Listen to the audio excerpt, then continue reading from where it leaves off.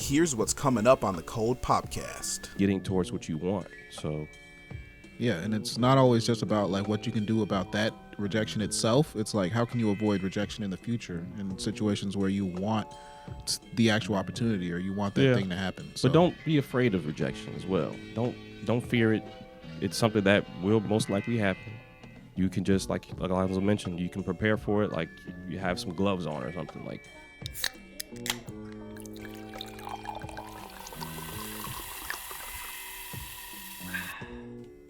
What's poppin', everybody? Welcome back to the Cold Popcast. I'm Zoe. And I'm Steve. And we got a little thought-provoking show for you today. We're going to answer the question, how do you get over rejection? Yeah, and that's not just like, intimate rejection, like rejection from a partner or rejection from a, potential partner or like somebody you're trying to date.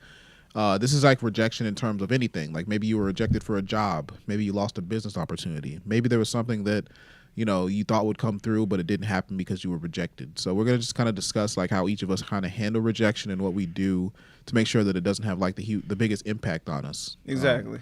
Yeah. So Zoe, like, let's say that, you'd been rejected under whatever context. What's your usual go-to when it comes to like, overcoming that rejection and continuing on the path that you kind of were seeking?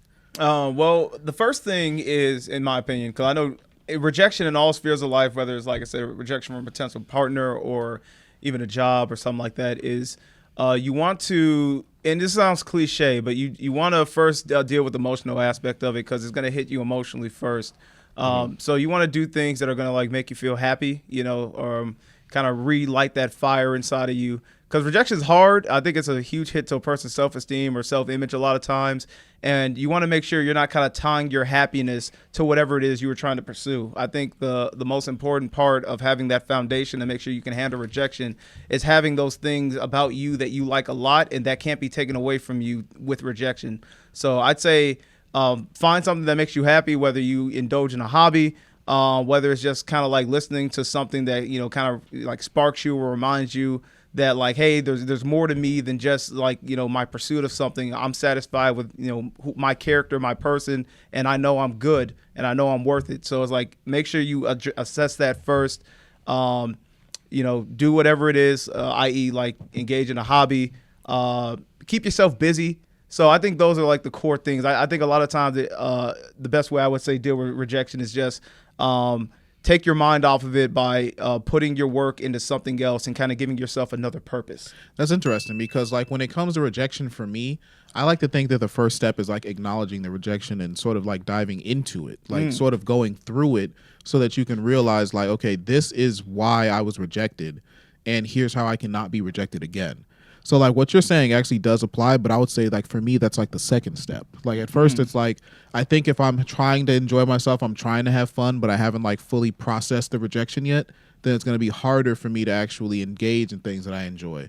Okay. So, I think it's just like, apples and oranges, whatever. It's like, just you have a different process, but generally I think it's important to kind of acknowledge and understand the rejection itself, but I think that's just like an analytical thing. Like for me, I like being accepted. I mean, I feel like it's not bad to say that, but I like when people accept me. So when I get rejected, it causes like a sort of almost like a cognitive dissonance, like within myself. Like I start to think like maybe I'm not good enough. Yeah, exactly. It causes emotional damage to me, and I feel like there's something wrong with me sometimes, and it's not always that there's something wrong with me. Sometimes it's just like, if it's a job, you're not a good fit for it. I had a job call me and they said they wanted to interview me for the supervisor position, but then they just straight up ghosted me. So it's like, not only was I rejected in that sense, I also didn't even have the chance to sort of like show that I shouldn't be rejected. I had no role in the process that would have allowed me to avoid being rejected, I guess. So yeah. That made it a lot more hard for me, I guess. I keep saying I guess, but that made it a lot more hard. That made it a lot harder for me. So, yeah, I can see that. Like your thing is like go through the emotions first because like sometimes you really got to let it out. Sometimes you like depending on exactly the severity too. Like you can't always just bury it and move on quickly. That's the worst thing you can do. So I'd agree. Like there are cases too where like you have to go through it. I guess my advice kind of would apply a little bit more towards if, depending on if you don't need to go through it, or maybe like the process of going through it could sometimes bog you down for so long that sometimes you have to be proactive and just be like, okay, I understand I'm hurt. This hurt probably isn't going to go away for a long time. But, the best thing I could do right now is while I'm going through it, also kind of have my focus in something productive so that I can still mourn, but I can still not let it completely hinder me, you know? The first step for me would be to be ready to move on to the next. Like, you know what I'm saying? Like, it's a good attitude. Yeah. You get rejected, just move on to the next one, and you moving on to the next one will be enough to help you get over that rejection. You feel me? Right. That's true. Like that yeah. Sometimes the best way, if you're like, let's say you get broken up with, sometimes one of the best mechanisms to like kind of get rid of that or over that is to go, like I said, see someone else or like have sex with another girl. Yeah. Or even if it's not like another like intimate type of relationship, you can just move on to the next thing. Like say you get broken up with and you say, you know what, I'm gonna start working out. Right? I'm gonna start working out, get fit, or I'm gonna start dieting, or I'm gonna pick up a new hobby. It's like just move on to something else that's gonna, use your time in that way. Yeah. Of course, having a rebound girl or, for some people, a rebound guy or whatever, it's going to solve the issue. It's going to be a momentary thing. Yeah. Stopgap. I mean, even for like, getting a Band-Aid. job, you know what I'm saying? You try to get a job and you feel me, they don't hire you, move to the next job. Have that plan B already ready before you go into it. Like, all right, so they say no, I'm going straight over her. Like, Right. I got the next job lined up. like having a contingency plan. Actually, I'm glad you said that, Roosevelt, because I think another thing, because when people think about dealing with rejection, they often think about like dealing with in the moment. But I think another way to deal with rejection is to plan for it. So I think always having a backup, like understand, like have a plan and 100% anticipate that the plan might not work out and have a backup. So it's like, I think that lessens the blow of rejection too, where if I'm going to apply for a job, I know that I might not get it. So I think stifling your expectations and understanding that like, okay, I'm going to do this and I'm only going to go in there not with the expectation of like I'm going to get it, but I'm going to go in there only with the expectation of I'm going to do the best I can. Yeah. And then from there, like have another plan in place, because if you do get rejected, it's not going to hit you like a punch to the chest. It's going to be like, okay, that was a possibility. I accepted that, here's my next move. Exactly. I think that helps you. So plan for rejection, I think, is a good way to deal with it. That's pretty good. Mm-hmm. Me, I'm a very analytical person, so I definitely would stress to everybody, like, analyze yourself. Understand as much as you can about yourself personally as possible. Know your tendencies, know how you react to things, so that you are inevitably in control of yourself and your actions and reactions. Mm-hmm. But for me, if rejection hits, first thing I'm doing, I'm analyzing it. I'm going through, I'm looking at, is this a rational rejection? Is this a personal rejection on the other person's part, or it just didn't work out in my favor? Is it a luck-based rejection? And then I go from there, because if there's nothing that you could do about it, then, hey, it is what it is. But if there's something that you can personally do about it, work towards getting better, improving, and inevitably getting towards what you want. So, yeah, and it's not always just about like what you can do about that rejection itself. It's like, how can you avoid rejection in the future in situations where you want the actual opportunity or you want that thing to happen. So. But don't be afraid of rejection as well. Don't fear it. It's something that will most likely happen. You can just, like Alonzo mentioned, you can prepare for it. Like you have some gloves on or something. Like if you're gonna hit something and you have these gloves on, you know for a fact that you're gonna have some protection. Like you're not gonna come out getting damaged from it. If there's like backlash or whatever. If that makes sense. No, I 100% get what you're saying.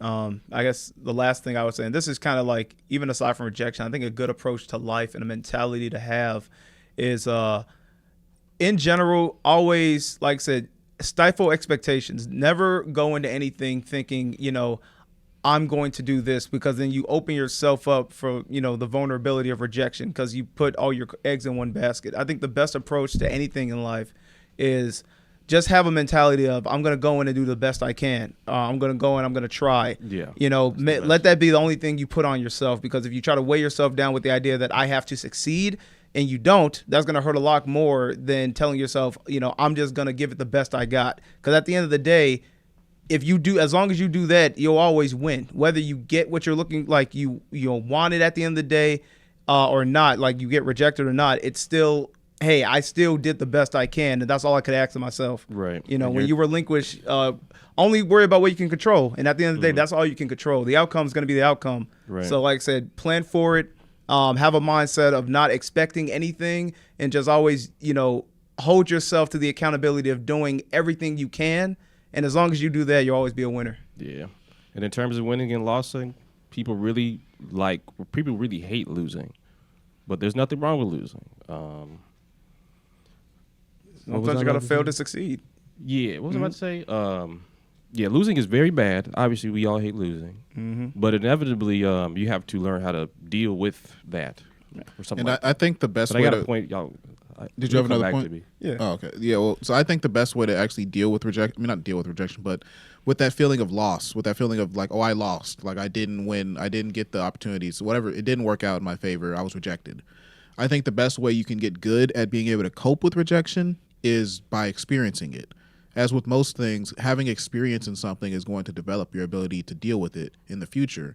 So by doing things like sales, for example, like, as a business owner, entrepreneur, or whatever myself, I've had a lot of experiences with rejection, right? Because you're more frequently trying to get work than if you were in like a, 9-to-5 type job. Although in those positions you can be rejected. Like say you have a proposal you give to your boss, or say, you're in a meeting and people aren't paying attention to you. You can be rejected in those situations. But I think when it comes to like your financial solvency, like if you are being rejected and it leads to you making less money, then that experience of rejection actually causes you to learn how to deal with it better. I think like you start building tools that are like, oh, well, I want to close more deals, so I'm going to learn how to sell rather than, okay, well, I got rejected, so I'm going to give up, because if you give up, you're not paying your bills. Yeah. So it's almost like, pedal to the metal. Yeah. I remember my point now. It's don't revel in your losses.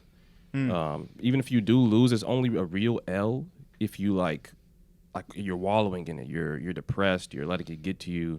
But if you're trying to actually improve and you're thinking about, okay, I did this wrong, this is a learning opportunity, I'm going to take this and try to get better from it, then you can actually win. That's how you turn an L into a W. Yeah. So when you lose, you learn. Exactly. Then it's not a real L at that point. You can definitely learn from your losses. And, I think that's what – keep that in mind. Like you learn a lot more from a loss than a win most of the time. So as long as you have that mentality, just always look at it as, I may not have gotten what I wanted, but what I take away from it, because it can help you towards the next adventure and make you stronger, more resilient, and more pragmatic to answer, to get the results you want for the next go round. So just keep something, bank what you learned and then use it next time to, like I said, hopefully get you better results. Yeah, guys. So hopefully you learned something about rejection today. We're going to go ahead and close out. This episode is available on Spotify, Apple Podcasts, YouTube, Rumble, anywhere you can find audio or video content. Make sure you subscribe, and on YouTube, hit the notification bell so you can see all of our updated videos. And you can find us on Patreon as well, where we have exclusive content. We also have the My Black Friends podcast on Patreon, where, it's just a comedy podcast. More content like this, where it's kind of just us chilling. And you can subscribe for $5, and you get access to the entire backlog and any future content we create. So thanks for popping in. We got to pop out of here. All right. Peace. Haram!